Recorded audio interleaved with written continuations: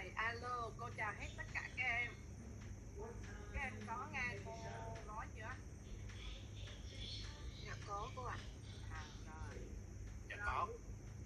rồi như vậy các bạn đã nghe rõ cô rồi. Thì bây giờ cái lớp này á là lớp sẽ ôn thi cái tin cơ bản và lịch thi thì sẽ nằm trong cuối tuần, trong khoảng ngày 6 đến ngày 8 thì tùy theo cái xếp lịch của ca thi thì mỗi bạn sẽ có một cái ca thi theo cái danh sách đó. Tuy nhiên sau khi mà lên danh sách thì ví dụ như trường hợp nào mà bị trống về cái lịch thi á thì các bạn có thể nhắn cho các bạn bên đội tư vấn, các bạn đó có thể sắp xếp lại, mình xin qua một ca thi khác phù hợp với mình à. Nhưng mà đó là trường hợp là ví dụ như mình trống thôi, còn nếu không thì các bạn cứ đi theo cái giờ thi của mình à. Và mỗi một ca thi thì mỗi một bạn sẽ thi trong khoảng thời gian là 90 phút, gồm có hai phần là phần thực hành thời gian 60 phút và phần lý thuyết thời gian là 30 phút. Như vậy là một bạn sẽ một ca thi 90 phút trong một buổi, có thể tùy theo cái giờ của ca thi sáng chiều gì đó. Và cái phần thi của mình sẽ có hai phần, đó là phần thực hành thời gian 60 phút, phần lý thuyết thời gian là 30 phút. Thì ở phần lý thuyết thì trong cái tài khoản cũng đã cung cấp cái tài khoản ôn thi lý thuyết cho các bạn rồi, và cô sẽ hướng dẫn cho các bạn ôn thi phần thực hành, nghĩa là lý thuyết các bạn sẽ tự ôn trong các cái module, tức là bao gồm 6 cái module có mấy tuần cao đó, và các bạn sẽ đăng nhập vào cái phần mềm tài khoản mà cô đăng ký trên màn hình này. Thì mỗi bạn đã được cấp một cái tài khoản ôn thi, mình sẽ học các câu hỏi ở trong các câu hỏi, sau đó các bạn vào tài khoản này các bạn ôn thi làm thử cái đề, và mỗi bạn sẽ được cho một người làm cái phần lý thuyết. Vậy tài khoản các bạn sẽ ôn làm 10 lần, vì vậy các bạn sẽ làm thử một lần, sau đó các bạn xem đáp án, học đáp án, hoặc là xem lại các cái câu hỏi trong các cái module của mình học thuộc và mình đăng nhập làm lại thử. Và giới hạn mỗi bạn làm 5 lần, 10 lần chứ vậy, 10 lần. Yeah. Còn phần thực hành thì phần thi thực hành thì mình sẽ thi trong 60 phút và sẽ thi 4 cái nội dung cơ bản. Đó là phần thứ nhất là phần mà mình sẽ tạo một, tức là tạo folder đó, tạo các cái file, đăng nhập vào phần mềm, tức là internet, tải dữ liệu về, tải dữ liệu có cái dữ liệu bài thi, giải nén, lưu bài, nộp bài. Đó là cái phần thứ nhất về các cái thao tác cơ bản, thì các bạn sẽ có một điểm. Thì các bạn cũng đã đăng nhập vào, các bạn mở thử một đề ra các bạn xem rồi đúng không? Và cái phần thứ hai là phần quật.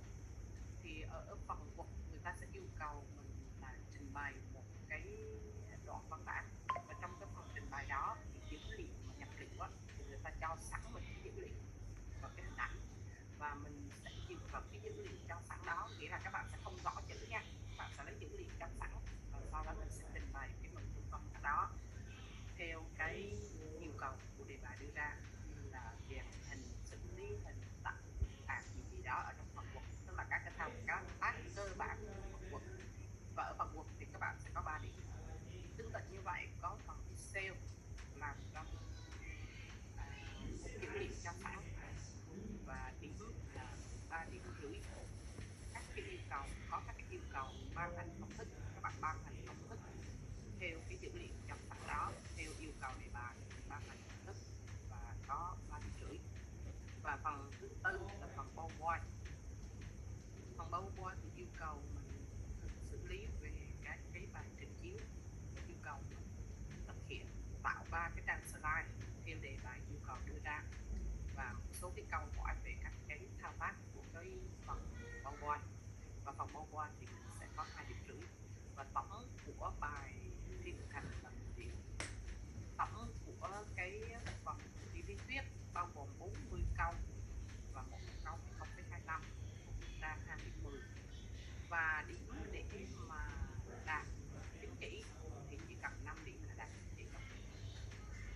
Và ở phần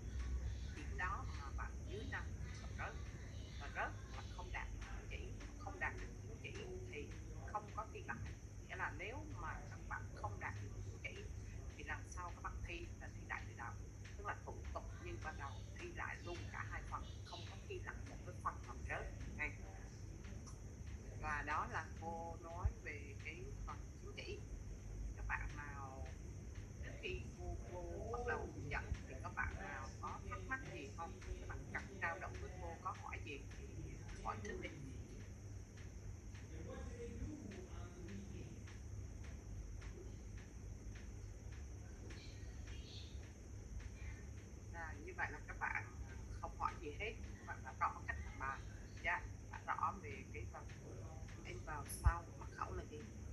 Tài khoản của mỗi bạn sẽ được cung cấp bởi cái bạn mà bên cái bộ phận đăng ký thi á, thì mình đã có cái tài khoản và có cái mật khẩu của các cái bạn đó cung cấp cho mình đăng ký thủ tục thi, hoàn thành thủ tục thi thì sẽ được cấp một tài khoản mà mình đăng nhập vào. Nếu em vẫn chưa có tài khoản, chưa có mật khẩu thì em sẽ liên hệ với bên cái chỗ mà em đăng ký á, để được cung cấp nha. Còn tài khoản của đăng chiếu đây là cô đang chiếu cái màn hình của cái phần ngày đăng nhập thôi. Tài khoản của cô, mỗi bạn được cấp một tài khoản, gồm có ký danh và mật khẩu. Ký danh và mật khẩu, như vậy mỗi bạn đăng ký hoàn thành hồ sơ và nộp phí thì các bạn sẽ được cấp một tài khoản. Bạn nào vẫn chưa được cấp thì các bạn liên hệ với các bạn bên bộ phận đăng ký thi nha. Dạ cô cho em hỏi với ạ. Hỏi đi. Dạ là cái mật khẩu với cái danh mà được cung cấp đó là của cái người bên đăng ký thi, đó là lúc mà thi thiệt là cũng dùng cái đó luôn ạ? Không không không, cái tài khoản này là tài khoản dùng để ôn tập. Dạ. Còn khi mình đi thi mình sẽ phải có tài khoản ký danh, chính là số báo danh. Khi mà lên danh sách số báo danh á, sẽ là số ký danh chính là số báo danh. Và cái mật khẩu thì khi mình đi thi, khi mà giám thị gọi tên vào phòng thi thì mình sẽ cầm theo bút và giám thị sẽ cung cấp cái mật khẩu khi vào thi. Tức là tài khoản đó mới là tài khoản thi, còn tài khoản mình được cấp là tài khoản ôn thi, ôn tập đó. Dạ, dạ cảm ơn cô. Dạ. Cô cho em hỏi thi lý thuyết trên máy hay trên giấy? Tất cả các bài thi đều thi trên máy, thi giống như trong cái tài khoản ôn tập này của mình, thi trên máy hết các bạn nha. Sau khi mình thi lý thuyết, mình nộp bài thì bắt đầu vào thi phần lý thuyết, và sau khi cả phần thi xong phần lý thuyết thì sẽ có điểm lý thuyết, nghĩa là mình thi xong thì mình sẽ biết lý thuyết mình bao nhiêu điểm. Còn điểm thực hành thì sau khi nộp phải về chấm một tuần sau mới có điểm thực hành, và nghĩa là một tuần sau thì mình sẽ biết được kết quả của mình đạt hay không đạt. Và đề thi của mình sẽ là đề thi in ra giấy các bạn nha. Còn khi mình thi thì thi trên máy hết. Mình thi trên máy tại cơ sở Lê Duẩn đúng không? Đúng rồi. Mình sẽ thi tại tầng 5 của Đại học Đà Nẵng 41 Lê Duẩn.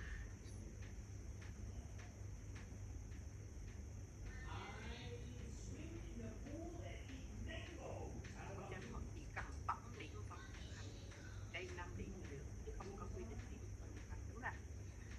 Phần thực hành thì nó gồm có 4 phần và không quy định là phần nào hết, chỉ là tổng, bởi vì khi người ta chấm xong thì người ta ra điểm tổng thôi. Tổng của phần thực hành là 5 điểm là đạt, lý thuyết 5 điểm là đạt. Và khi thi thì sau khi thi xong thì các bạn sẽ biết liền điểm lý thuyết của mình. Còn điểm thực hành thì một tuần sau các bạn sẽ có điểm thực hành nha. Và cái phần thi tinh cơ bản này thì nó cũng dễ, không có gì khó lắm. Thì nó chỉ đi về 4 nội dung là bộ cell PowerPoint và các cái thao tác của cái phần cơ bản là tạo folder rồi giải nén rồi nộp bài đó, thì ở cái mức độ là mức độ cơ bản. Nếu thi đậu bao lâu không nhận, khoảng 1 tháng sau các bạn sẽ có chứng chỉ, 1 tuần sau thì có điểm, và sau 1 tháng sẽ có chứng chỉ. Còn nếu sau khi thi mà bạn nào có kết quả rồi mà cần cái giấy xác nhận để mà cần nộp hồ sơ á, thì các bạn sẽ liên hệ với các bạn bên bộ phận tư vấn đó, các bạn sẽ xin giấy xác nhận nha. Còn chứng chỉ thì 1 tháng sau sẽ có. Rồi, bây giờ cô hỏi lại là bạn nào chưa có tài khoản ôn thi chưa? Bạn nào vẫn chưa có tài khoản ôn thi thì các bạn liên hệ với bên bộ phận đăng ký để được cấp tài khoản nha. Như vậy là các bạn không hỏi gì nữa hết đúng không? Rồi, nếu các bạn không hỏi gì nữa thì bây giờ cô sẽ bắt đầu phần ôn thi. Các bạn cũng đã vào được 8 bạn rồi đó, và được 80 mấy bạn rồi, lớp mình tới 100 mấy bạn rồi. Rồi, bây giờ trên màn hình của cô đang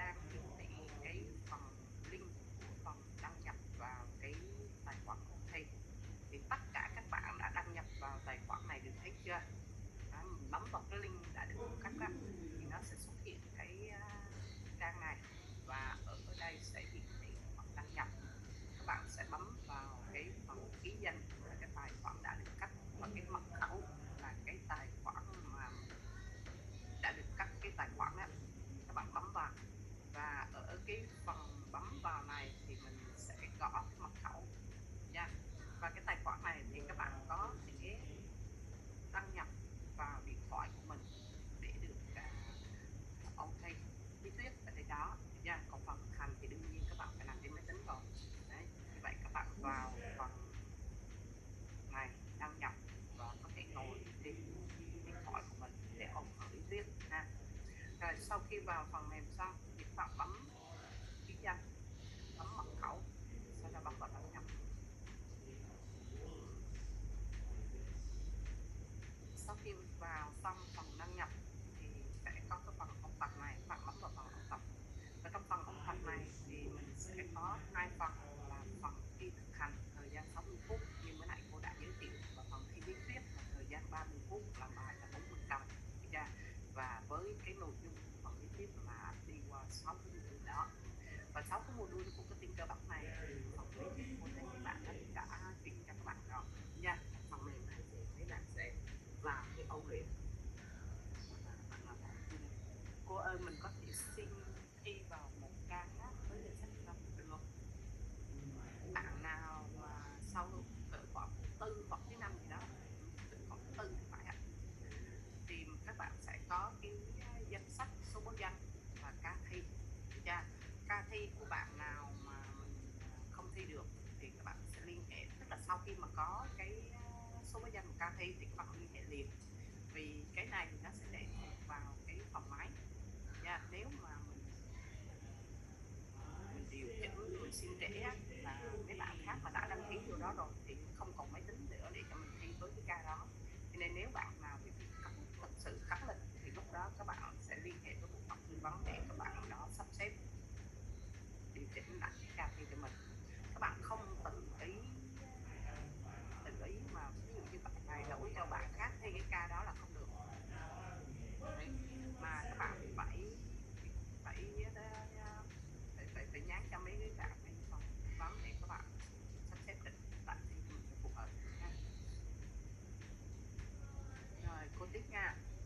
Như vậy sau khi mình vào đây thì trên tài khoản của mình sẽ có phần thi thực hành và phần thi lý thuyết. Phần thi lý thuyết thì các bạn sẽ bấm vào ở phía dưới này. Phần thi lý thuyết thì cô sẽ không ôn tập, các bạn tự vào đây ôn nha. Các bạn học hết các cái câu hỏi ở trong cái module này, và sau đó các bạn sẽ bấm vào cái phần bấm vào đây để làm bài lý thuyết này. Ở đây cô đã làm nhiều lần rồi, được chưa? Cho nên nếu mà bạn nào mà mới làm lần đầu, có thể một số câu chưa thuộc đó, thì các bạn cứ bấm vẽ đây, rồi sau khi mình bấm xong thì mình sẽ bấm vào đây để xem lại. Và sau khi mình bấm vào xem lại thì nó sẽ hiển thị cho mình các cái câu đáp án ở phía dưới này. Đáp án ví dụ mình chọn cái này, cô không chọn này cho nên nó không ghi đúng sai này. Còn khi mà các bạn chọn mà đúng á, thì nó sẽ tích màu xanh, sai nó chỉ màu đỏ, đồng thời phía dưới này nó sẽ hiển thị đáp án. Và lúc đó các bạn sẽ xem lại và học thuộc các cái câu này, được chưa? Để mình sau đó mình làm lại. Và cái phần này nó chỉ cho phép mình làm 10 lần. Vì vậy các bạn cứ làm 3-4 lần gì đó, sau đó chưa đạt được yêu cầu thì cứ học cho thuộc đã rồi hãy làm, chứ đâu hết 10 lần mà không cho làm thật nữa ha. Rồi, đó là phần lý thuyết. Phần lý thuyết này các bạn có thể đăng nhập trong máy tính hoặc đăng nhập từ điện thoại để học. Và bây giờ cô sẽ ôn cho các bạn cái phần thực hành. Vậy cô sẽ ôn tập ở phần thực hành này. Và phần thi của mình á, thì cái phần giao diện của cái phần mềm thi nó cũng giống y như cái giao diện của cái phần mềm ôn tập như thế này. Nó cũng có cái đăng nhập ký danh mật khẩu. Sau khi đăng nhập vào đây thì nó cũng có phần thi thực hành, bấm vào đây để xem và phải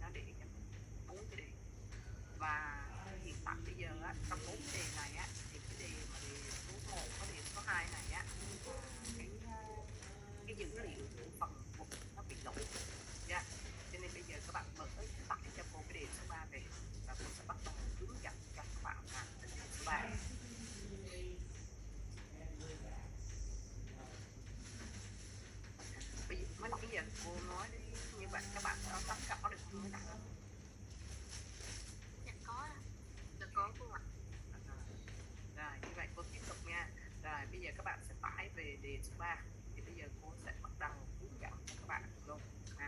Rồi bây giờ các bạn chờ cô chia sẻ lại màn hình, vì mới nãy cô mới chia sẻ cho các màn hình này thôi. Bây giờ cô sẽ chia sẻ hướng dẫn qua các cái câu vượt xem rồi luôn, cho nên sẽ cần chia sẻ toàn màn hình.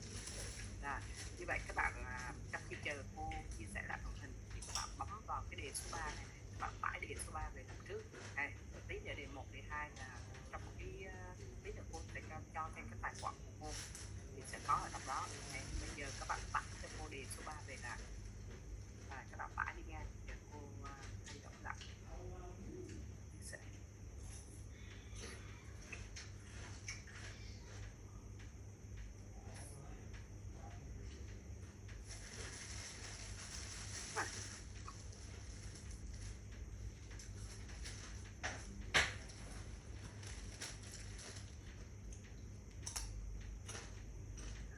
Rồi bây giờ các bạn sẽ thấy là màn hình cô đang chia sẻ toàn bộ màn hình, và ở cái phần màn hình này thì các bạn sẽ thấy là bây giờ cô sẽ vào tải. Rồi bây giờ các bạn tải cái đề số 3 này về. Bạn nào chưa làm được thì các bạn theo dõi cô đang hướng dẫn.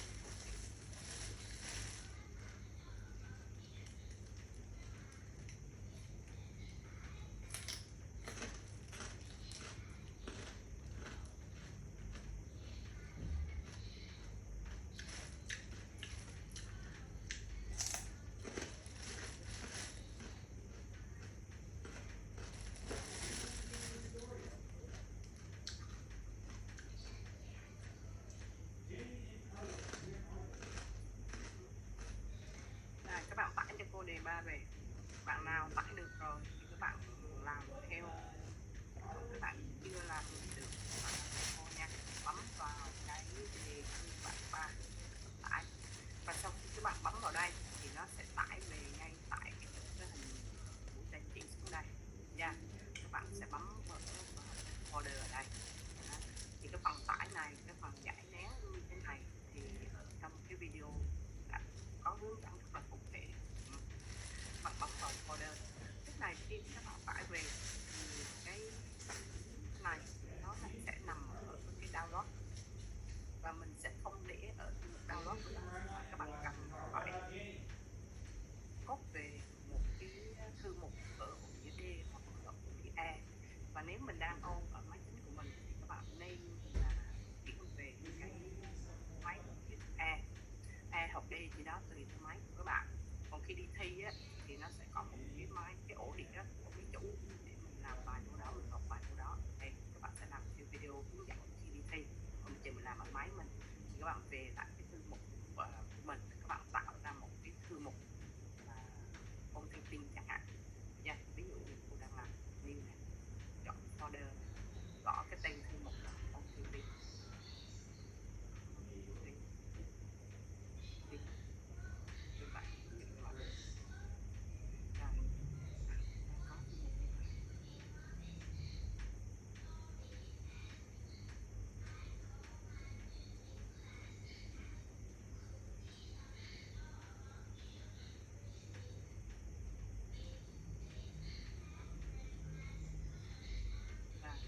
Thì các bạn mở cái thư mục này ra, được chưa? Thư mục ôn thi tin cơ bản cống này mình không có gì hết này. Này các bạn quay về lại download, với lại download cái đề số 3 về đây này. Bạn cốt cái đề số 3 này về nha. Canon X cắt luôn khỏi nằm ở đây, hoặc là Canon C copy về lại cái ôn thi cơ bản này, bạn dán vào. Và lúc này cái thư mục, cái file này là cái file mà nó đang nén. Thì khi mà nó đang nén các bạn sẽ không làm ở trên đây, vì mình làm thì mình sẽ đưa vào không được, cho nên các bạn cần phải giải nén. Tức là khi một cái tải dữ liệu về file đó là file nén thì bạn cần phải giải nén ra. Và để giải nén ra thì nếu bạn nào đang sử dụng Win 11 giống như cô á, thì các bạn bấm vào đây và nó có cái phần giải nén ở đây, còn nếu các bạn nào đang dùng Win 10 thì các bạn đang cài cái WinSat á, thì các bạn bấm chuột phải và các bạn bấm vào WinSat để giải nén nha. Nếu mà mình đang có Win 10 thì nó có sẵn rồi, không cần cài thêm cái WinSat để giải nén. Còn nếu không thì các bạn phải cài thêm cái WinSat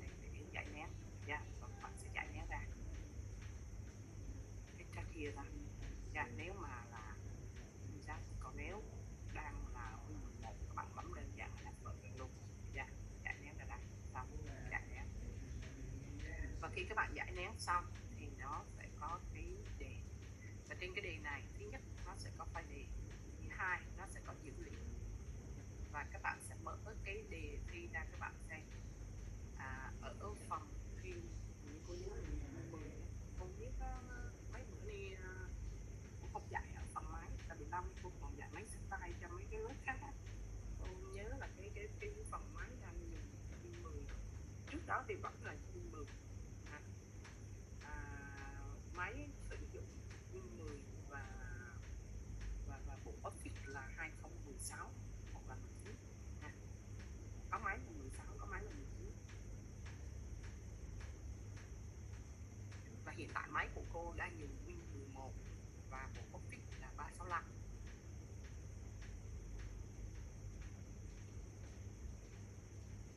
Sau khi các bạn giải nén xong thì tất cả các bạn đã tải về được chưa, đã giải nén được hết chưa? Nên là cô tiếp nữa là có mấy bạn không làm được. Dạ rồi ạ. Dạ rồi cô ạ. Rồi ok, cô tiếp nha. Rồi như vậy đầu tiên các bạn sẽ mở đề ra, và sau khi các bạn mở đề ra thì ở trên cái đề này khi mấy bạn đi thi á, cái đề này sẽ in ra giấy chứ không phải là cái file như thế này. Cái file này là khi mình ôn mới có cái file thôi, còn khi mình đi thi mình sẽ có phát cái đề này ra giấy. Vì đề thi phát ra bằng giấy cho nên nó sẽ in, không có in màu, in trắng đen thôi. Vì vậy khi mà người ta yêu cầu mình là định dạng theo văn bản này, như vậy màu sắc các bạn tự chọn. Còn khi mà đề bài như thế này nhưng mà có một cái câu nó yêu cầu là các bạn vẽ khung theo cái màu đỏ, màu xanh hay gì đó thì bắt buộc các bạn làm theo yêu cầu. Còn nếu mà nó chỉ yêu cầu là định dạng theo văn bản thì màn hình khi in ra giấy thì cái đó là trắng đen, vì vậy các bạn sẽ tùy chọn màu sắc này.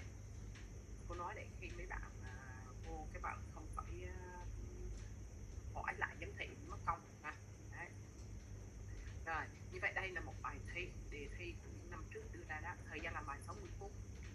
Câu thứ nhất 1 điểm, là đương nhiên mới nãy giờ mình làm đã có 1 điểm rồi, tức là tải dữ liệu về, tạo folder, đổi tên thì mình tải về và tí rồi mình sẽ lưu tên file sau. Và phần thứ hai là phần cuộc 3 điểm, nội dung từ cái file dữ liệu trong sẵn và đổi tên thành tên số báo danh của mình, và trình bày cái văn bản của cái phần cuộc như thế này Và phần thứ hai là phần Excel 3 điểm rưỡi với cái nội dung trong sẵn và thực hành các cái công thức theo yêu cầu đề bài đưa ra, 3 điểm rưỡi. Và phần thứ tư là phần PowerPoint 2 điểm rưỡi, yêu cầu tạo 3 trang slide như thế này và sử dụng những cái hình ảnh trong sẵn để làm. Lưu ý với các bạn là dữ liệu là trong sẵn, hình ảnh để làm bài PowerPoint và hình ảnh dữ liệu để làm hình ảnh trong PowerPoint này là cho sẵn, các bạn không tự ý lấy từ bên ngoài ra, từ cái file mà nãy mình giải nén ra đó, có hết phần đó. Thì mình sẽ có dữ liệu của Facebook, dữ liệu của Excel, còn file PowerPoint là file trống không có, các bạn tự tạo ra và sử dụng các hình ảnh cho để trình bày. Rồi, và bây giờ thì sau khi mình mở đề ra rồi thì bây giờ mình sẽ bắt đầu làm. Thì với 3 phần của Excel và PowerPoint thì các bạn sẽ tùy ý làm phần nào trước cũng được. Bạn cảm thấy là mình muốn làm phần nào trước, hoặc là mình thấy dễ phần nào trước thì mình làm trước, không bắt buộc phải làm theo thứ tự của Excel PowerPoint. Và các bạn chỉ cần căn chỉnh thời gian phù hợp cho mình thôi là được. Thì thời gian làm bài là 60 phút. Thì cô cho cái câu thứ nhất là câu mà tải dữ liệu đổi tên rồi đó, thì các bạn làm khoảng 5 phút là hơi bị nhiều, còn làm nhanh hơn được thì tốt. Vì vậy các bạn sẽ chia ra 3 phần của Excel PowerPoint, mỗi phần các bạn làm trong khoảng 15 phút. Nếu thời gian làm của một phần mà quá 15 phút thì các bạn tạm thời lưu bài lại và chuyển qua phần tiếp theo để làm. Cô ví dụ như mình làm phần quật, mà trong cái phần quật này nó có các cái hình ảnh rồi các cái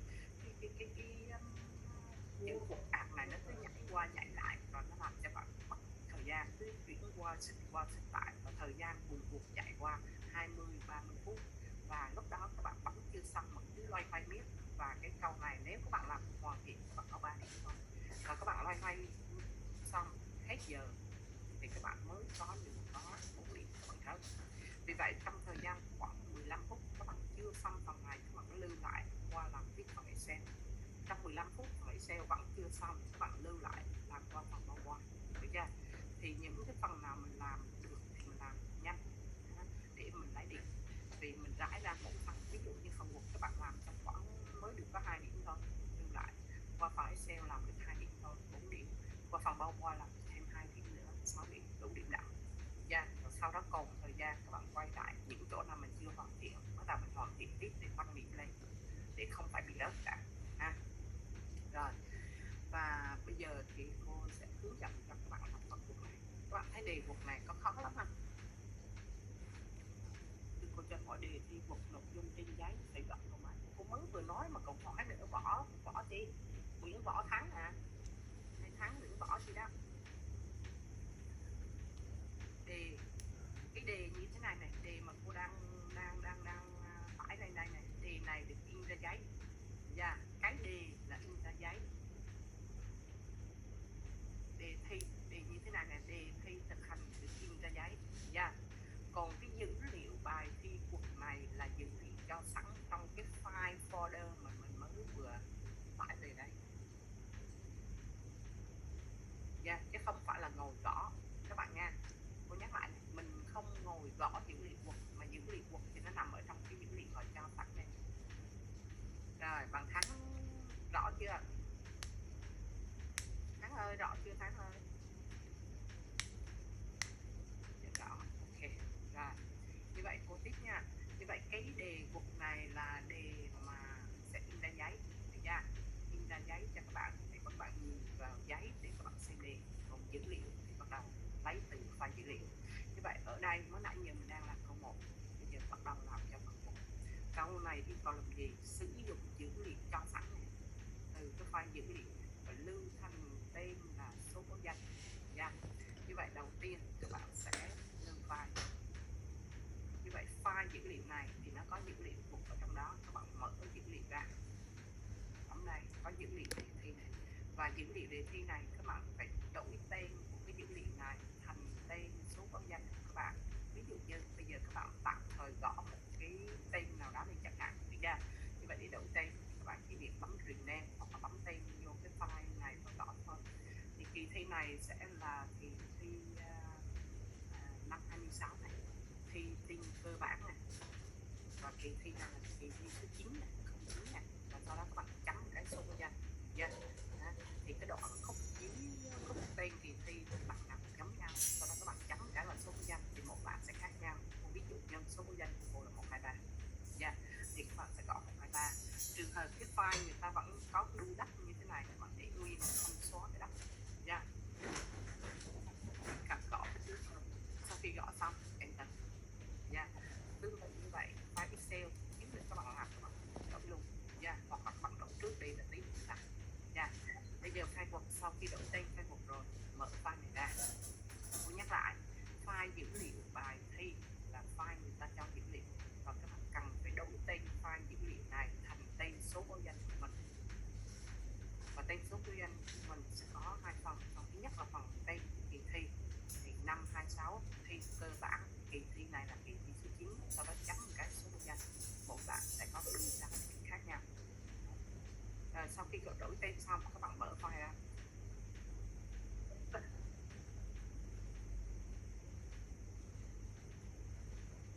Xong các bạn mở file ra thì một file mà mình tải từ mạng xuống thì file này đang bị khóa này.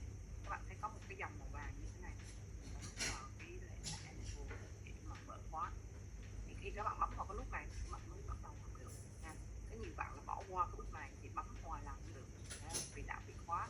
Vì vậy các bạn nhớ là khi nó có dòng màu vàng này mà nó báo là đã bảo vệ này thì các bạn nhớ mở khóa ra mở khóa. Và sau khi mở khóa rồi thì bắt đầu mình sẽ nhìn vào cái đề mà mình làm. Thì đầu tiên một cái đề thì dữ liệu cái chữ này, cái nội dung này người ta cho sẵn, không phải gõ. Thì cô nhắc lại cho các bạn nhớ là, và cái nội dung này có thể người ta sẽ cho một cái phông chữ hoặc là kiểu chữ hoặc là cái cỡ chữ nó không giống với đề bài. Vì vậy khi mà các bạn mở một cái file ra thì các bạn quan sát trước xem thử như thế nào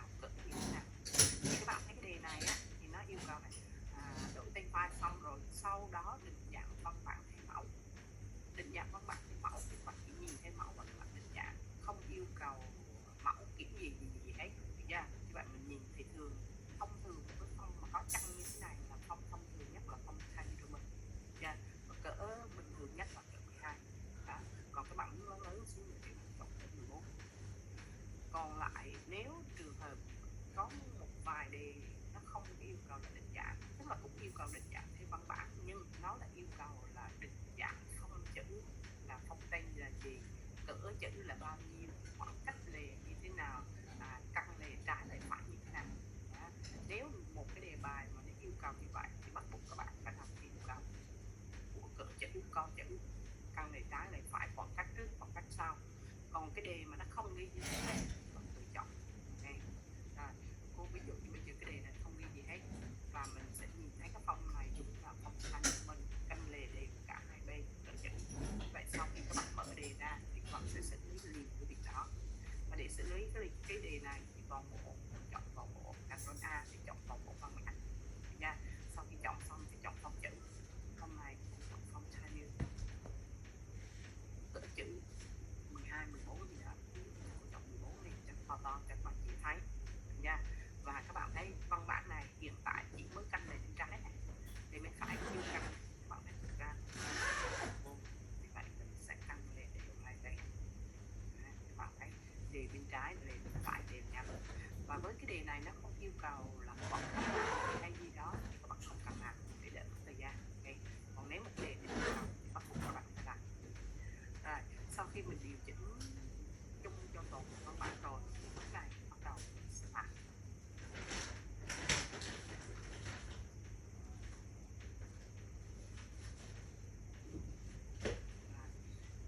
Và với cái đề này thì đầu tiên các bạn xem đề và các bạn sẽ làm.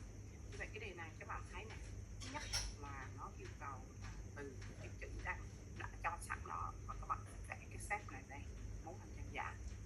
Và cái chữ văn bản bình thường sẽ chuyển cái chữ món ăn món điên biệt như này thành chữ của cả. Và cái đoạn văn bản phía dưới chia làm hai cột và có cái đoạn làm chữ lớn đầu đoạn là chữ M này. Và lưu ý với các bạn là trong một cái đề mà nó bao gồm có cái chia cột, tức là chia column đó, chia cột văn bản và chữ lớn đầu đoạn, ví dụ chữ M này lớn ba nhầm, thì các bạn sẽ chia cột trước rồi làm chữ lớn sau. Khi mà các bạn làm ngược lại, có nghĩa là các bạn làm chữ lớn trước rồi mấy bạn chia cột thì nó vẫn được, nhưng nó sẽ rắc rối, nó rắc rối hơn cho các bạn. Nếu mà bạn nào làm xịn mà nhuyễn nhuyễn thì các bạn thấy bình thường, nhưng mà các bạn chưa nhuyễn lắm mà các bạn làm chữ lớn trước rồi mới chia cột sau, đôi lúc một số cái nó bị lỗi thì ra làm cho mình xử lý rất là lâu. Vì vậy khi một cái đoạn mà nó gồm có chia cột và chữ lớn thì là chia cột trước và làm chữ lớn đầu đoạn sau. Lưu ý với mấy bạn. Rồi bây giờ mình sẽ làm phần tiêu đề trước. Như vậy ở phần tiêu đề này sẽ có thứ nhất là cái set nằm ở góc bên trái và cái chữ một ạc nằm ở bên phải. Và bây giờ các bạn sẽ thấy món ăn dân dã này set được đây. Các bạn sẽ vẽ một cái set và gõ vào đây. Món ăn món mì địa nha, chỗ những món ngon rồi các bạn chuyển dữ liệu lại thôi, sửa lại thôi. Món ăn thêm là món ăn món mì địa nha, các bạn này bỏ này, bạn sẽ điều chỉnh lại để phù hợp với cái đề. Rồi như vậy ở chỗ này mình sẽ chuyển, như vậy thay vì mình chuyển cái này thì mình sẽ vẽ cái set trước, insert này, chọn set, vẽ cái set này là set ngôi sao 6 cạnh, đúng chưa? Ngôi sao 6 cạnh bạn sẽ bấm chọn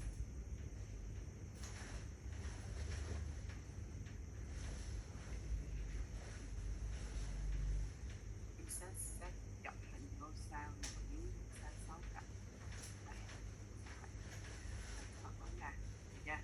Và khi mình vẽ ra ngôi sao này thì ngôi sao này chưa có chữ vào đây, bạn chuyển chữ vào, và để chuyển chữ vào đây bạn bấm chuột phải chọn Aspect. Rồi các bạn chỉ việc cắt cái chữ liệu này kéo thả vào đây là xong. Còn cỡ chữ to nhỏ gì đó thì các bạn vẫn điều chỉnh nha, căn ngôi giữa này. Cái này tại vào vị trí này, tí món ăn món miếng điểm các bạn đợi qua đó, quyết định là một cắm lại thì cô enter để cho nó khỏi choáng chỗ này.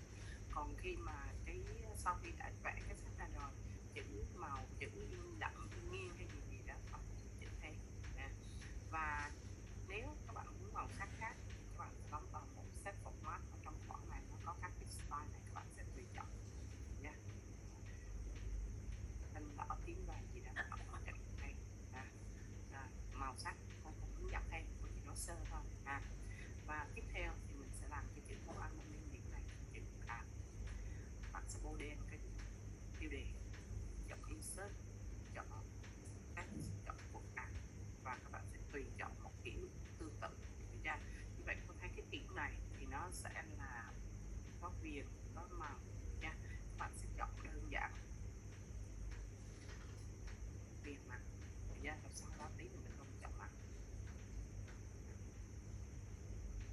ký nó nằm bên trên thì các bạn chỉ việc ký lên là xong. Yeah. Rồi. Và cái chữ này nó to nó nhỏ thì các bạn thu nhỏ lại, cho một chữ nhỏ lại phù hợp, chữ nhỏ lại chạm cỡ. Yeah. Còn nó các bạn tùy điều chỉnh. Và bây giờ các bạn thấy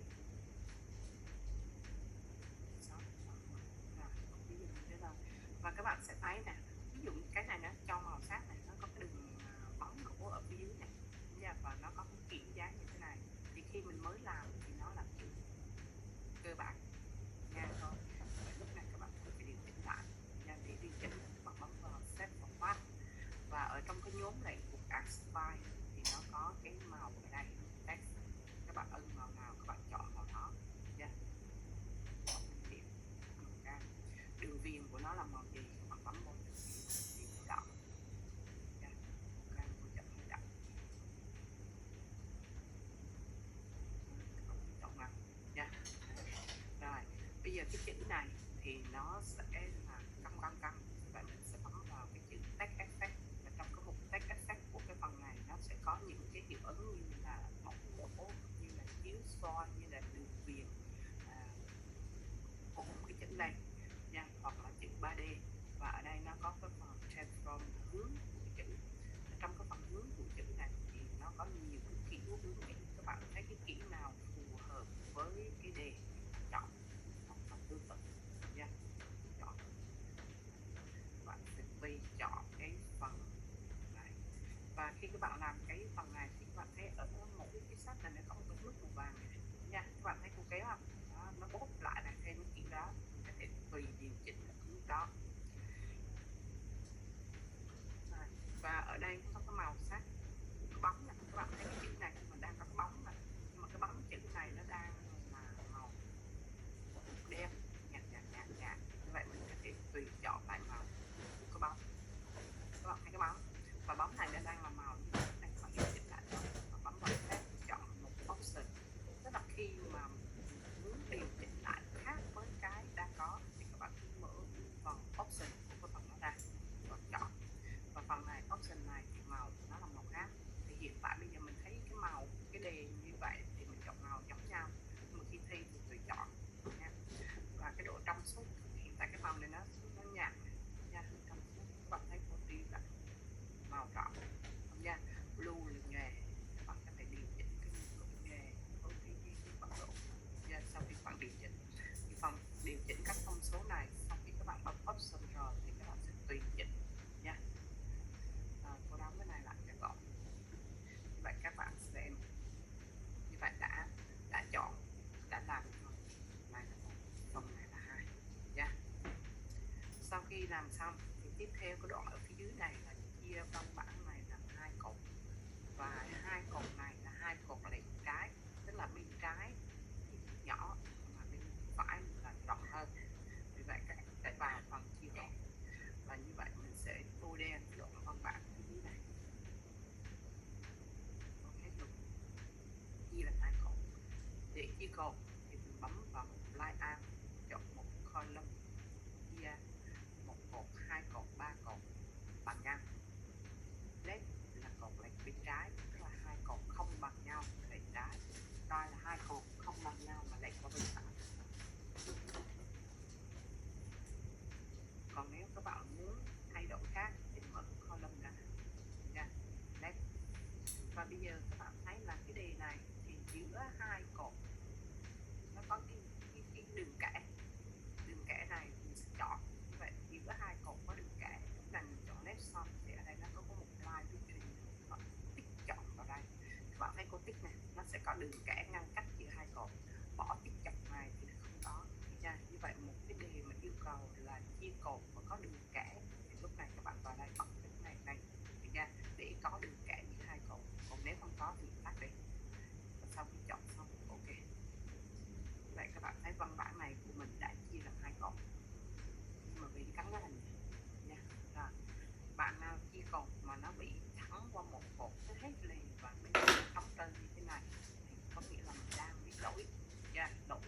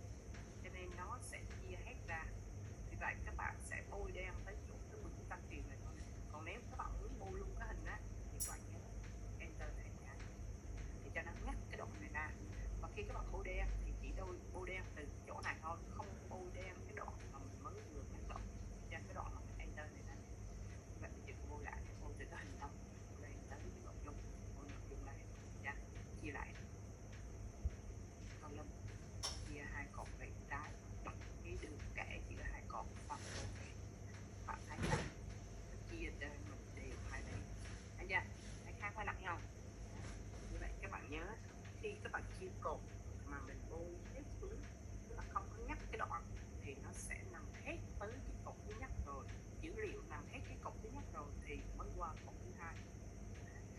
Vì vậy mình sẽ nhắc cái đoạn trước để cho nó tự động chia đều ra trong cái mục mà mình bố cho. Rồi sau khi mình chia xong rồi thì mình sẽ xem trong cái văn bản này như thế nào thì trình bày tiếp thôi. Như vậy chia cột xong rồi, cái hình nó nằm phía bên cột đầu tiên, bạn kéo qua cái lệnh M lớn này nè, còn cái nội dung chỗ có hương miền Nam này thì xử lý từ văn bản sang dạng table. Tiếp theo cái hình này nó không nằm ở đây mà nó nằm ở bên đây, bạn kéo đi thôi nha. Và khi cô kéo đi đó thì nó sẽ nằm ở đây nha, và nó cũng theo như ý mà mình muốn chỗ nào nằm ở đó. Vì vậy sau khi các bạn có cái hình này rồi thì mình sẽ điều chỉnh cái hình này, và để điều chỉnh cái hình thì các bạn bấm vào cái nút layout ở bên cạnh, layout option ở bên cạnh cái hình này. Khi các bạn bấm vào cái hình này thì nó có cái nút này, và các bạn sẽ chọn là chuyển cho nó sang cái dạng là bao quanh nha, square bao quanh. Và các bạn sau khi bao quanh rồi thì các bạn thấy cái hình của thích chỗ nào thì tôi kéo đi chỗ đó, chỗ nào chạy ở đó, được chưa? Còn khi mình chưa làm thì nó không cho mình kéo đi các bạn nha. Giờ kéo ở vị trí này, tôi kéo đại nó nằm ở vị trí này đã nha. Và bây giờ còn làm tiếp một năm này chữ M lớn, chia làm hai cột xong ý này nha. Ý tiếp theo là làm chữ M lớn, các bạn đặt rõ đầu cái hướng làm lớn, bấm chọn insert và chọn drop cap, chọn dropper. Như vậy khi mình chọn dropper là ngầm định nó sẽ lên 3 dòng. Các bạn thấy cũng đưa tới chữ M này nó lên tới 3 dòng chữ. Còn nếu mình muốn khác 3 dòng, 2 dòng, 4 dòng gì đó, các bạn lúc này sẽ mở option này ra. Ví dụ như cô bấm này cái 3 dòng đó.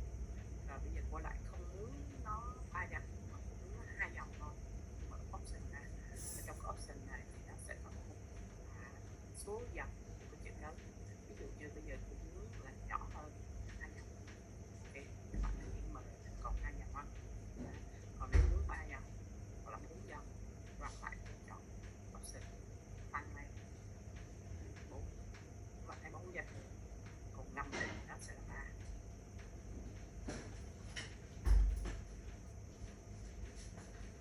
Vậy với cái đề này thì nó lên bao nhiêu dòng? Đề này lên 7 dòng, cho nên là không chỉnh.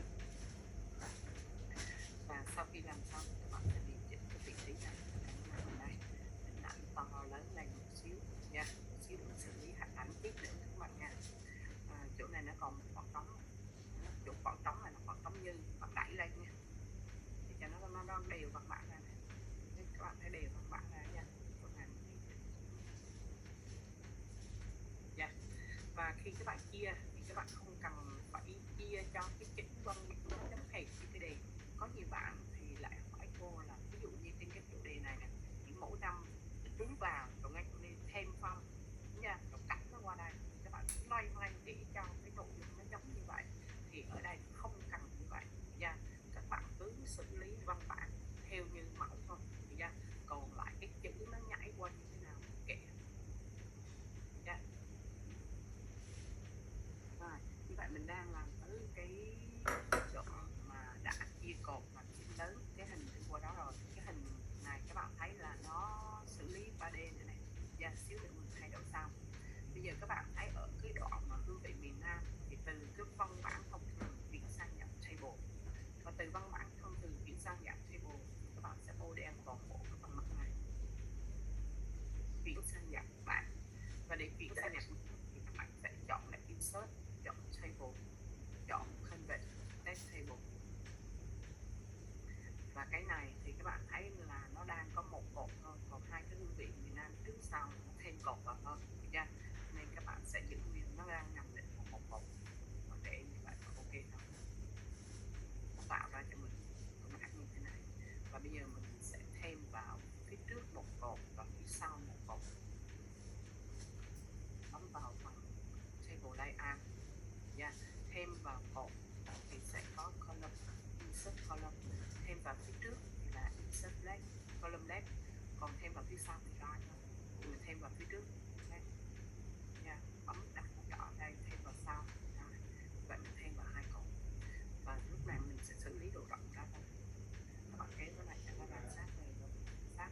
đề của cái dữ liệu của mình. Đấy. Yeah. Còn không các bạn có thể cho kích thước ở đây có kích thước này, những kích thước bạn chọn. Rồi. Và sau khi mình chuyển sang dạng bảng rồi thì các bạn sẽ điều chỉnh tiếp cái bảng field đề bài.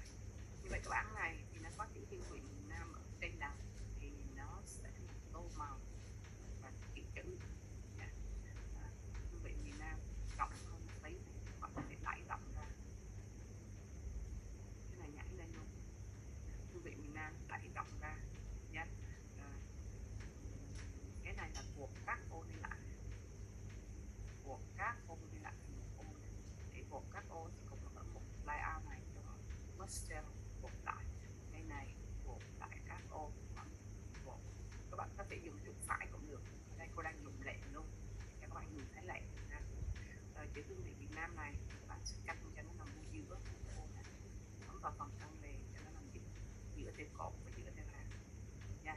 Và tô cho cái chữ Hương Vị Việt Nam này cái màu ô này, các bạn có thể quay về thẻ home và dùng lệnh tô màu shading ở đây để tô xanh đỏ tím vàng, các bạn tô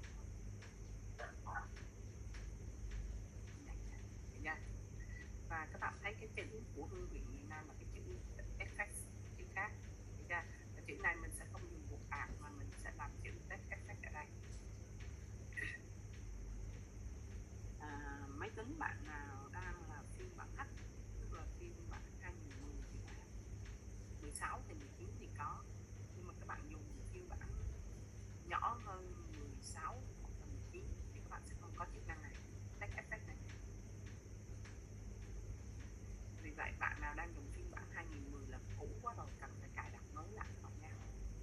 Này, sau khi chọn màu đen chữ miền Nam, các bạn bấm vào cái text effect này, các bạn chọn màu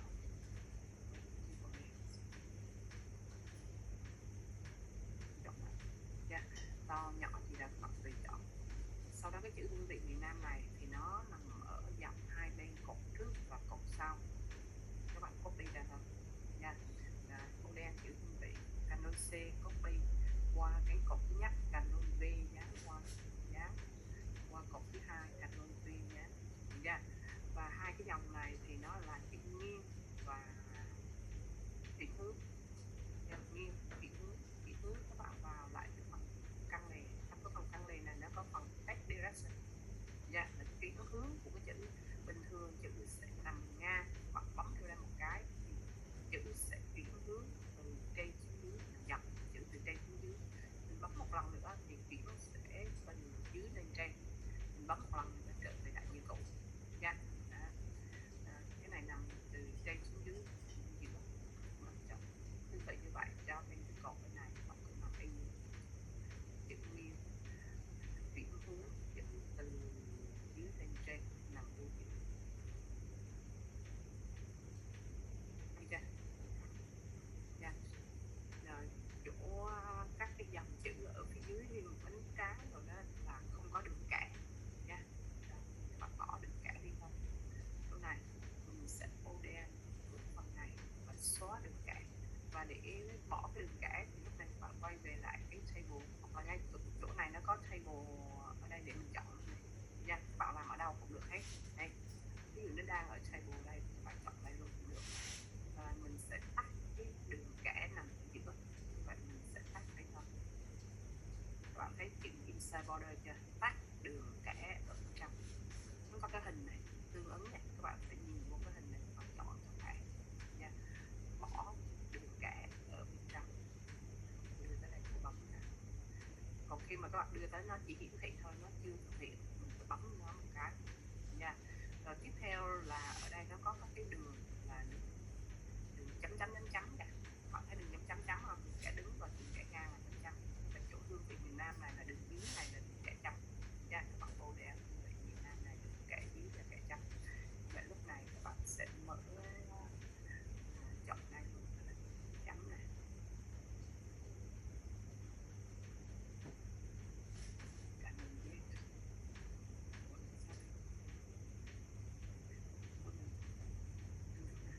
Rồi bỏ đường này vô kẻ lại nha, ô đen này, mở border đây này,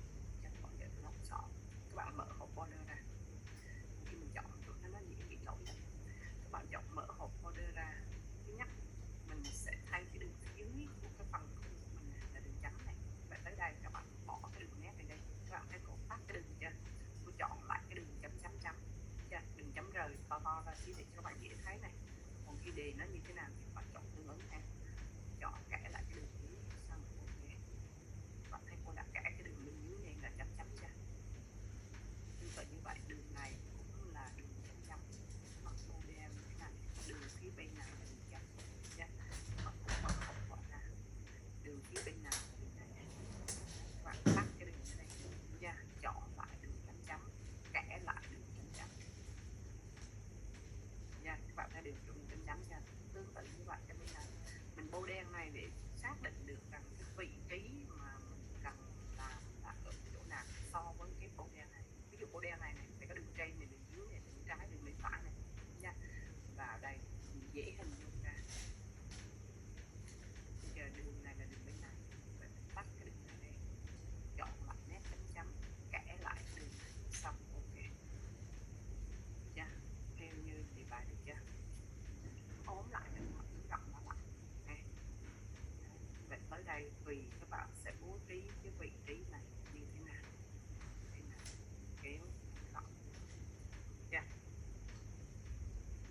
Rồi, như vậy là xong cái phần này là phần table này. Còn cái gì nữa? Cái hình nữa. Các bạn nhớ nhìn đều là nhìn chi tiết cho từng cái nha. Các bạn thiếu một phần nào các bạn sẽ biết trừ đi một phần đó. Bây giờ cái hình thì các bạn sẽ chọn cái hình để xử lý cái hình.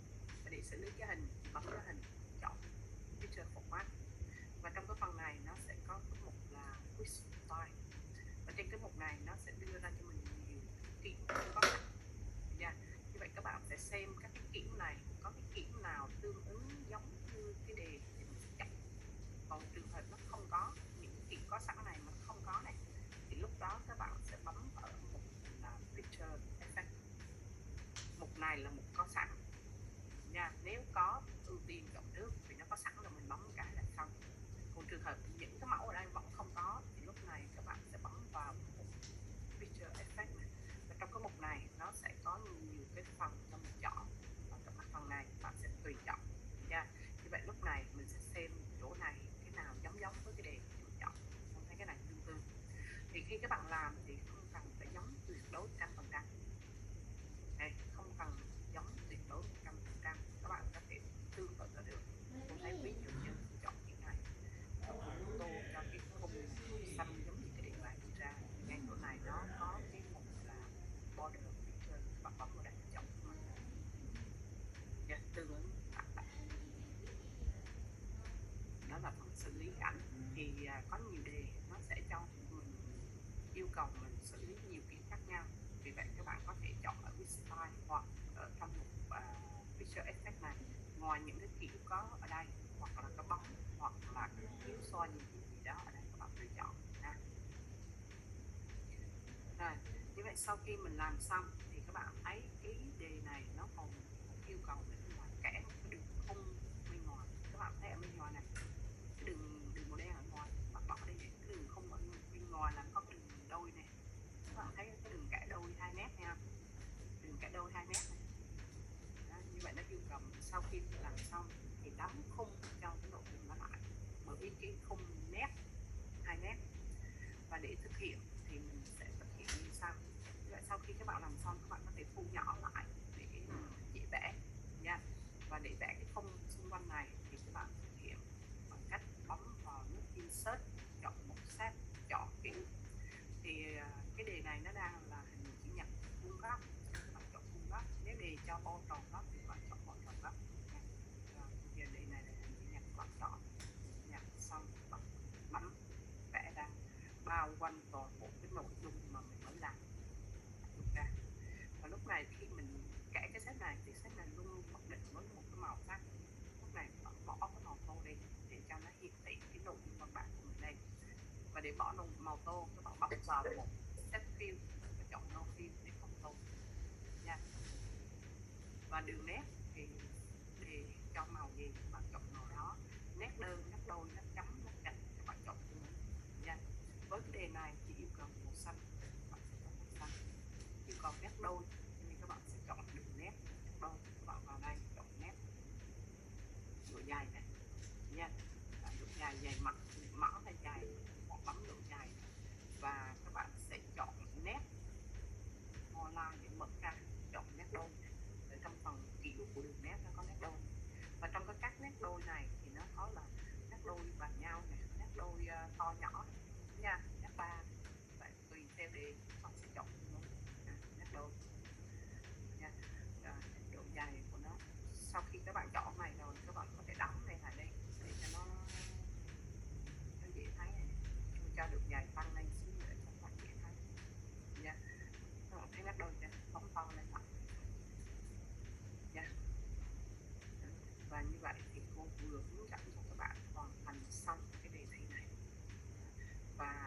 thi thì mỗi đề nó sẽ có một cái khác nhau. Đó. Nhưng mà nội dung chung của phần quật thì gần như tất cả các đề đều yêu cầu hình ảnh, xử lý hình ảnh, yêu cầu dữ liệu văn bản, truyền từ dạng văn bản sang dạng table, điều chỉnh cái table đó, điều chỉnh phông chữ bởi những cái luật ảo, vẽ thêm các cái set vào, mình trình bày thêm các cái nội dung tương ứng. Và mới nãy giờ cô làm mà cô quên lưu nha, nhưng mà các bạn nhớ nè, lưu ý với cô cái là làm tới đâu lưu bài tới đó, lưu bài thường xuyên, vì khi mà mình làm mà có sự cố gì xảy ra thì bài cũng sẽ không bị mất. Còn khi mà mình quên lưu cái lỡ với bị sút gì đó, nó không có lưu tự động lại thì mình sẽ bị mất bài. Cho nên các bạn thường xuyên lưu bài. Và như vậy cô vừa hướng dẫn cho các bạn xong phần work này. Các bạn làm được không? Dạ được ạ.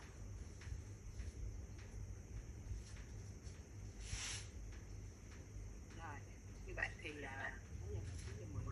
như vậy thì tối nay cô ôn cho các bạn phần work này nha. Và ở trong cái phần ôn này nó có 4 đề nữa đó. Các bạn về các bạn mở 4 đề nữa ra, các bạn thấy cho cô. Có bạn nào thắc mắc gì thêm chỗ nào nữa không?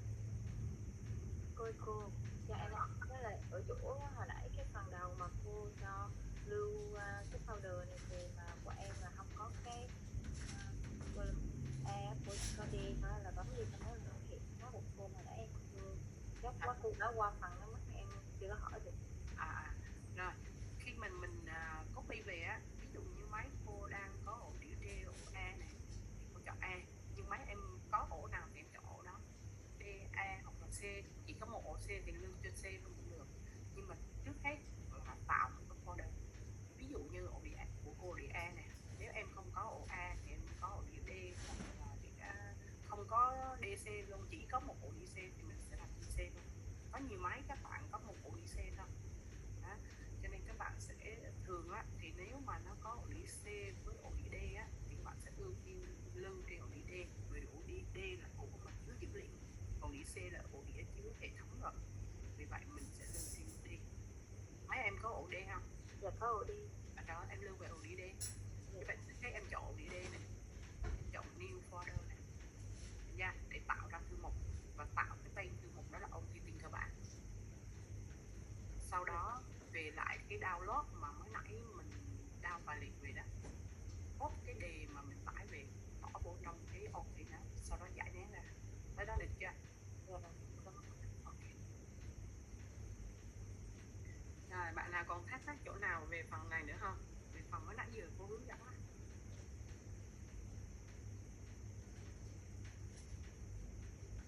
Như vậy lớp mình ok, tốt. Như thế là các bạn làm được nhiều lắm rồi. Như vậy các cái thao tác như là đăng nhập, giải nén, tải bài về giải nén, đổi tên, các bạn làm dùng những cái phần đó cô để làm nhanh. Còn phần quật thì Cô ơi, bạn là kêu cô làm lại phần giải nén đi cô. làm lại phần giải nén rồi, ok.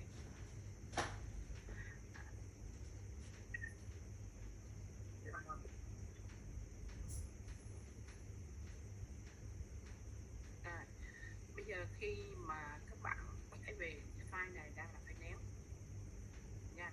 Nếu bạn nào đang là Win 11 giống như cô thì các bạn bấm vào đây, và phía trên này nó có extract all này, giải nén này, thì mình bấm vào đây luôn, hoặc là các bạn sẽ bấm chuột phải và các bạn sẽ bấm chọn có extract all ở đây nếu Win 11. Còn nếu bạn nào không phải Win 11, có nghĩa là Win 11 cái phần giải nén này nó có sẵn trong cái bộ Win luôn rồi, mình không cần phải cài riêng. Còn các bạn nào dùng ở phiên bản Win 10 trở về trước thì các bạn cần phải cài đặt thêm cái phần giải nén, đó là phần WinZap nén và giải nén. Và nếu máy bạn nào mà không có cái phần giải nén này thì các bạn cần phải cài vào này, cài WinZap này trước này. Đó, các bạn cài vào, và sau khi nếu mà mình chỉ có WinZap thôi thì các bạn sẽ bấm vào WinZap và các bạn sẽ chọn Extract Here để giải nén. Rồi cô ok bạn Sơn Đặng, rồi bạn về nhà làm tiếp nha. Rồi insert và chọn extract here để giải nén nha. Và như vậy nó giải nén ra đây cho mình, và sau đó bắt đầu mình đổi tên folder là số báo danh của mình, mở file này ra có các cái dữ liệu và mình làm nha, làm giống như mới nãy chị cũng hướng dẫn.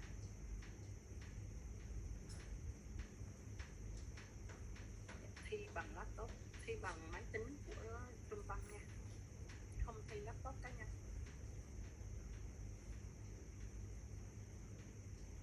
Mấy em bấm vào là được luôn, không có phải giải nén. Anh khi có chuyện bấm vào là được luôn, phải giải nén, còn không thì em bấm vào nó mở ra thôi. Bạn nào mà bấm vào mà nó mở ra luôn này nè thì mình cảm thấy là nó mở ra đó, mình làm nhưng mà có thể là nó sẽ chưa giải nén. Thì cho nên các bạn kiểm tra thử là cái folder này của mình nè nó có cái hình răng cưa không. Nếu mà nó đang có hình răng cưa thì nó đang là nén các bạn nha. Còn cái folder mà nó chỉ có màu vàng không thôi nè là folder đã giải nén. Cô nếu như mà không làm cái phần giải nén như là sẽ bị trừ bao nhiêu điểm cô? Không phải trừ mà là các bạn sẽ không làm bài được. Tức là thấy cái đề xong tụi em copy qua là không được. Đúng rồi. Như vậy các bạn cần phải đổi tên giải nén nó ra có folder, rồi đổi tên folder thành tên số báo danh và đổi các dữ liệu đó thành cái file của mình. Rồi cái tên ôn thi tên kia có cần thay tên không? Mấy em thấy tên gì mấy em thuộc việc thì các em đặt thôi. Cái này là cô ví dụ như tên ôn thi tên cơ bản thôi. Còn các em thích tên gì các em chọn thôi. Đây. Còn khi thi á, các bạn giải tải dữ liệu về cái folder mà để làm bài thi á, là folder đó phải là số báo danh của các bạn.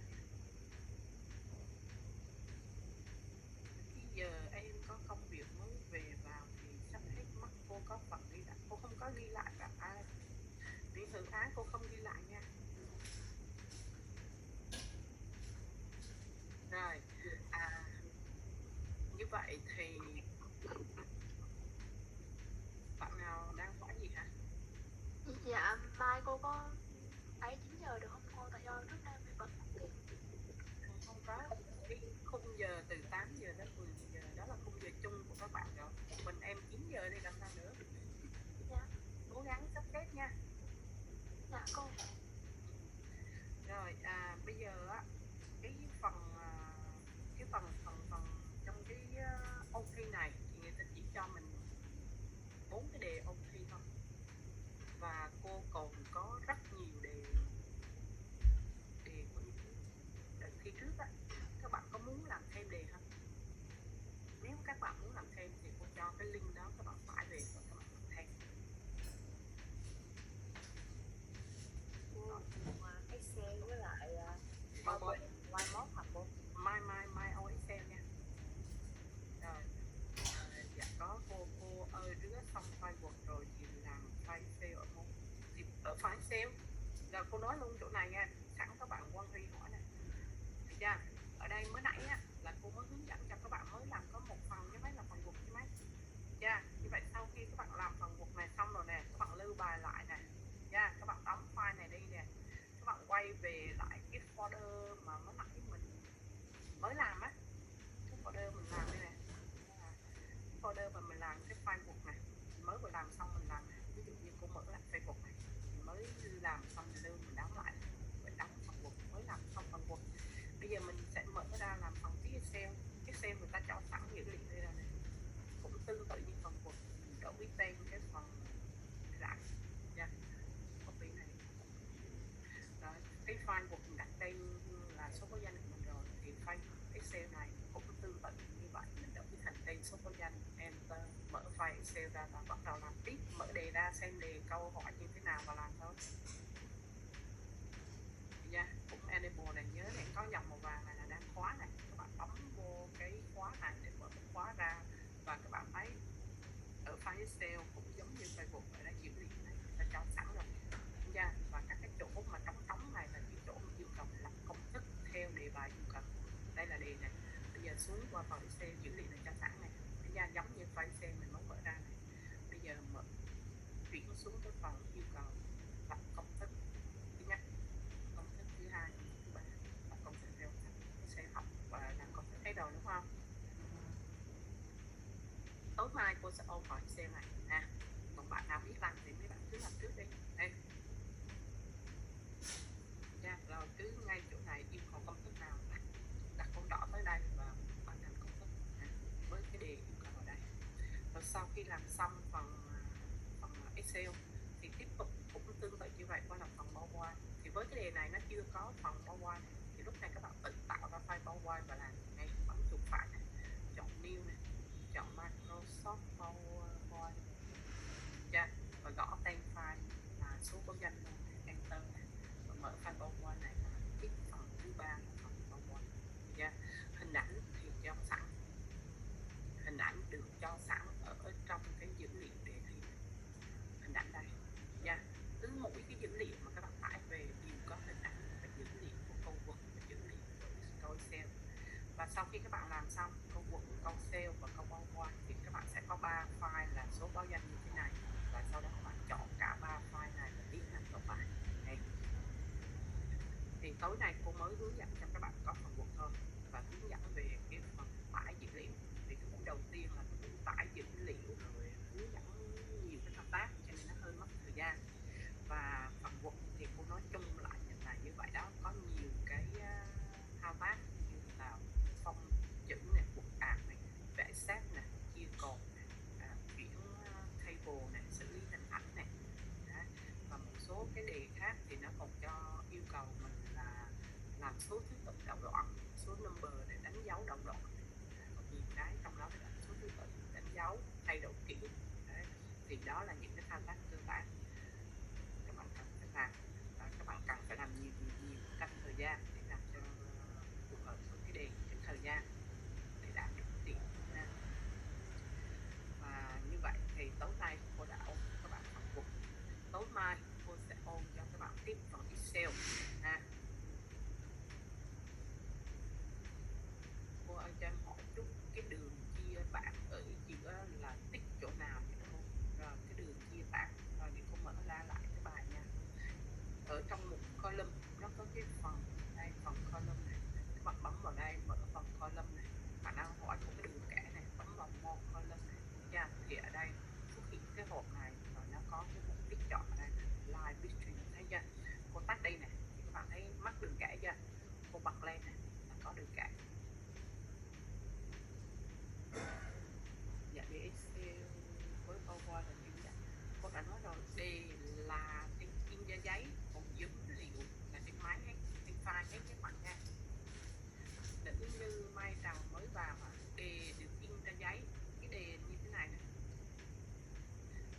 Các bạn cố gắng mình vô đúng giờ để phải mất thời gian các bạn nha. Ví dụ như cái đề này, đây là cái đề này, thì cái đề này khi mình ôn như thế này thì người ta đẩy cái đề này lên cho mình xem để mình ôn, nhưng khi thi thì cái đề này được in ra giấy. Yeah. Và cái dữ liệu của cái phần vựng này này, dữ liệu cho là dữ liệu cho sẵn, phải gõ. Tương tự như vậy dữ liệu của phần Excel cũng như vậy, không phải gõ mà chỉ làm các yêu cầu này thôi. Còn với đề PowerPoint thì người ta cho sẵn mình các cái hình ảnh để mình làm. Chỉ cần chữ M to làm sao? Cần trộn thư đó, không có cần trộn thư bạn nha. Bạn đi lên Linh Nguyễn không có trộn thư. Dạ cô ơi cho em hỏi làm chữ công hoặc chữ M to. Chữ bông, chữ to công này buộc ạc này hả? Buộc ạc thì mình sẽ bấm vào buộc ạc này, chọn buộc ạc ở đây, chọn transform, và trong này nó có nhiều kiểu công, chọn kiểu công tương ứng với đề bài được ra. Đây. Còn chữ M này thì sẽ bấm vào insert, chọn drop khác, chọn chữ lớn để dropper. Cái khung nhỏ nhỏ, có cái khung nhỏ ở đâu bạn? Cái khung nhỏ nhỏ ở bên phải là như nào của em mới bật? Khung nhỏ nhỏ, khung này hả bạn? Cái này hả? Dạ được rồi. Dạ đúng rồi, hay được rồi đó. Đúng rồi. Cái này là table nha. Cái này là table này. Khi mình chuyển cái dữ liệu này từ dạng văn bản sang dạng table thì bấm vào insert, chọn table, chọn convert table. sau khi chọn convert table xong rồi thì nó chỉ có một cột và mình sẽ chèn thêm một cột phía trước và cột phía sau, tức là table, bấm vào table, chọn insert left để thêm một cột phía trước, insert column right để thêm một cột phía sau.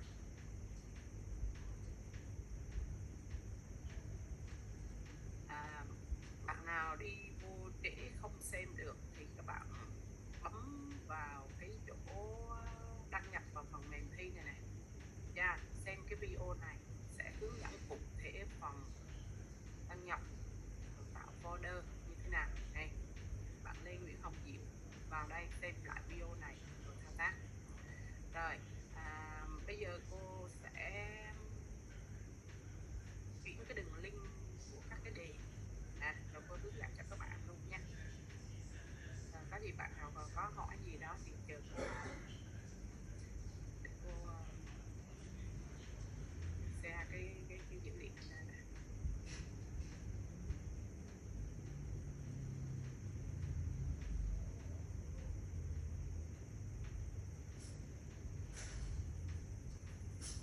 Rồi bạn nào đang ở trong web này luôn thì các bạn có thể bấm vào cái đường link này để tải về, và đồng thời cô cũng sẽ thả vào trong cái nhóm Zalo để lỡ bạn nào mình chưa hôm nay mình chưa ôn được các bạn có thể tải nha. Cô cứ bấm vào đó, link tài liệu có 2 lớp đúng không?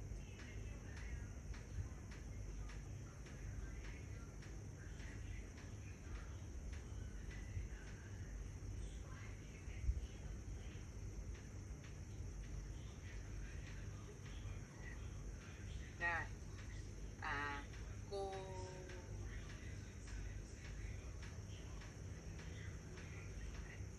thì cái link này á là cô thứ nhất này, cô đẩy cái đường link ở trong, ghi lại luôn cho các bạn thấy chưa? Đường link này các bạn đang ở đây, các bạn bấm vô link này để tải luôn. Còn nếu không cô cũng đã tải vô trong cái link ở trong 2 nhóm Zalo đó, bạn nào ở nhóm nào thì bạn vào link đó để tải thêm về.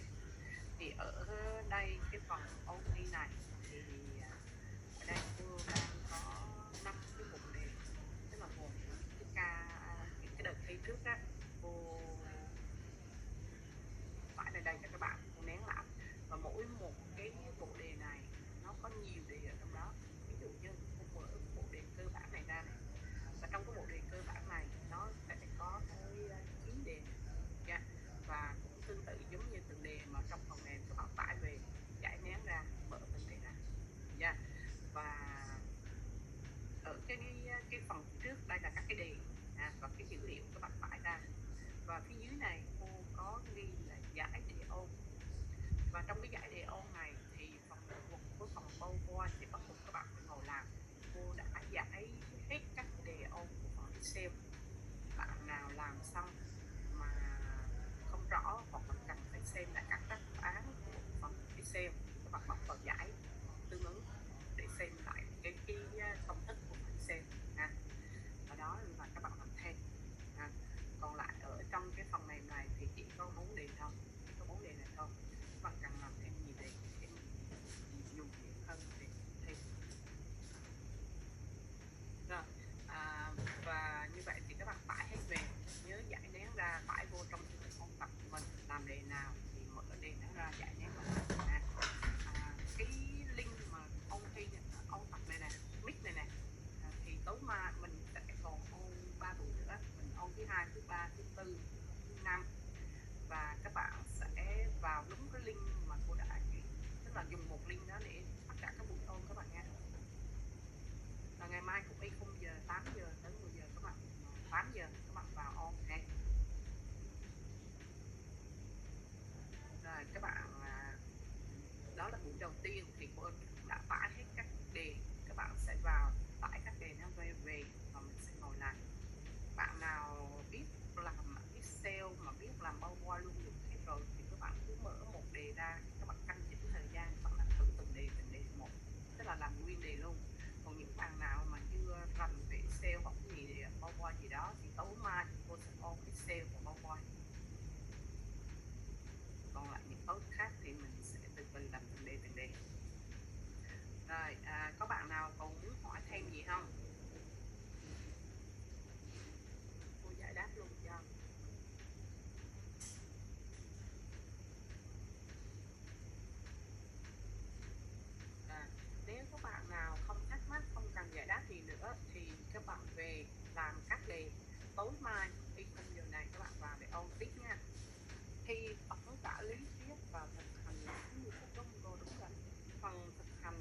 vào thì mình sẽ thi phần thực hành trước, thực hành 60 phút. Sau khi làm nộp bài phần thực hành, tức là hết giờ thực hành thì sẽ qua phần điều lý thuyết 30 phút. Như vậy tổng mỗi bạn sẽ thi 90 phút.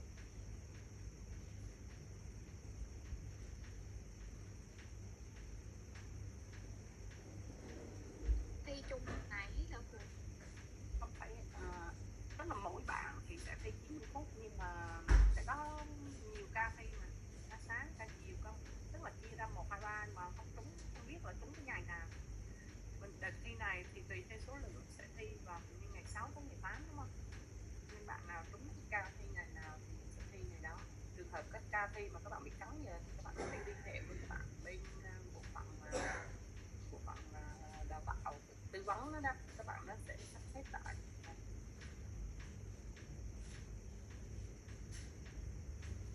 Cỡ khoảng thứ tư là mình